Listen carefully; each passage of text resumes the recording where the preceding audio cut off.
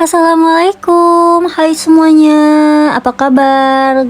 Semoga semuanya baik-baik aja ya dan sehat-sehat. Sekarang tuh lagi musim hujan ya, banyak yang sakit juga. Mudah-mudahan yang lagi sakit diberi kesehatan dan diberi kesembuhan ya, amin. Hari ini aku mau masak simple aja ya, ada capcay dan ayam goreng juga. Aku udah belanja ke Mang Sayur. Nah hari ini aku tuh mau share tentang dasar berpikir hidup minimalis. Oke. Temanya itu aku masak-masak ya, tapi aku sambil bercerita dan sharing tentang berpikir hidup minimalis.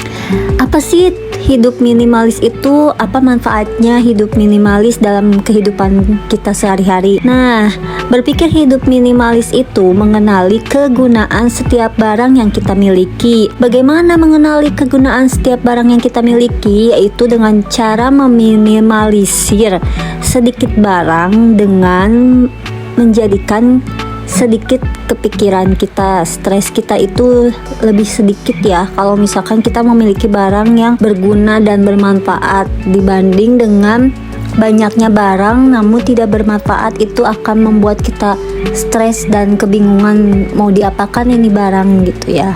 Karena dengan sedikitnya barang itu memerdekakan diri kita sendiri ya. Kita tuh lebih legowo, lebih lega, lebih damai gitu hidup tuh ya, lebih berkecukupan juga, udah lebih dari cukup itu.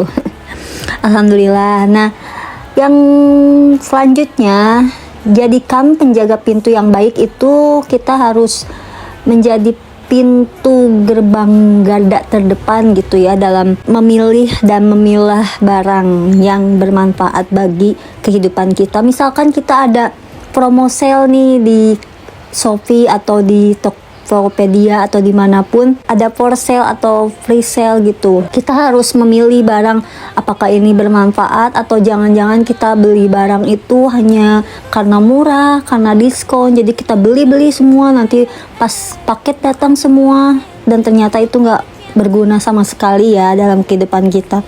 Jadi pokoknya kita tuh harus jadi garda terdepan itu sebelum membeli barang itu harus berpikir dulu apa manfaatnya, apa kegunaan buat kedepannya gitu. Nah, yang selanjutnya yaitu nikmati ruang. Kita tuh kadang menikmati dengan keadaan yang tidak ada di rumah atau keadaan yang tidak ada dalam kehidupan kita ya. Kita tuh selalu menikmati ruang yang seandainya kita punya ini, seandainya kita punya ini. Padahal dengan kekosongan itu kita bisa menikmati. Misalkan kita dengan menikmati, oh enak ya kalau lagi menyendiri itu bisa me time, bisa memprioritaskan diri sendiri gitu. Kalau misalkan kita berandai-andai kayak misalkan seandainya aku bisa jalan-jalan ya, seandainya aku bisa beli ini, beli itu. Padahal dengan menikmati kekosongan itu membutuhkan effort gitu ya, membutuhkan kendali diri kita gitu. Jadi kalau misalkan kita menikmati ruang yang kosong itu, jadi kita harus legowo gitu. Karena kalau kita sudah memiliki itu tidak sesuai dengan apa yang kita pikirkan gitu ya. Kadang kalau misalkan kita segalanya ingin dimiliki dengan tidak porsinya kita, itu akan membludak dengan sendirinya gitu.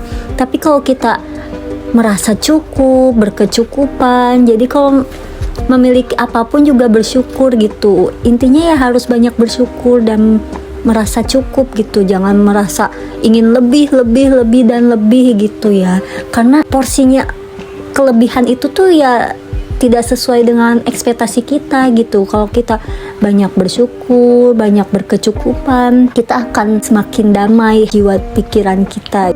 Nih aku mau cerita tentang kisah Abu Nawas. Dia tuh sifatnya cerdik ya, pikirannya jernih dan sopan santun kepada orang sekitarnya.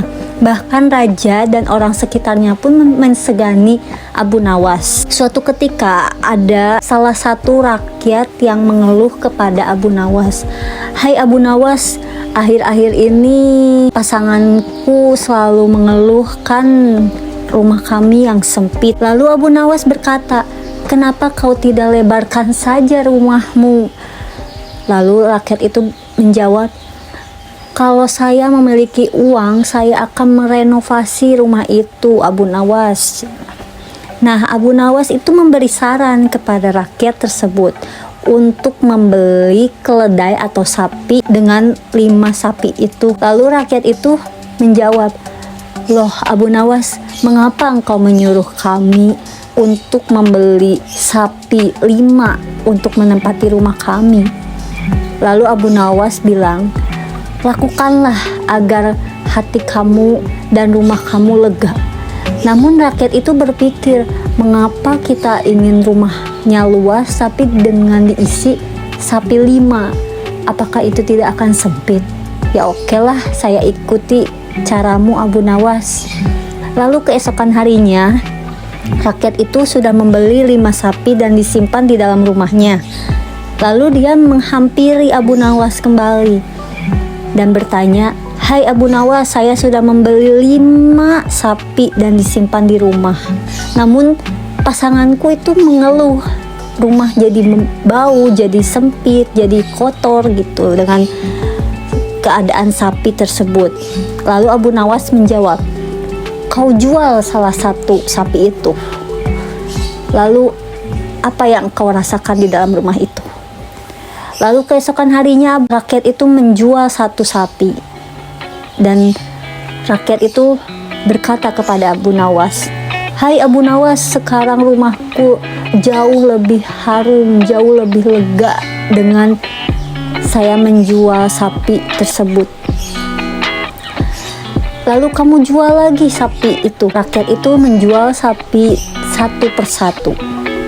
Lalu si rakyat itu menjelaskan, "Alhamdulillah Abu Nawas, akhirnya aku dan pasanganku legowo karena rumah kami itu lega banget, wangi dan tidak sesak lagi." Lalu Abu Nawas menjawab, "Itulah kamu harus banyak bersyukur dengan pasanganmu, karena dengan kekosongan itu kamu harus menikmati.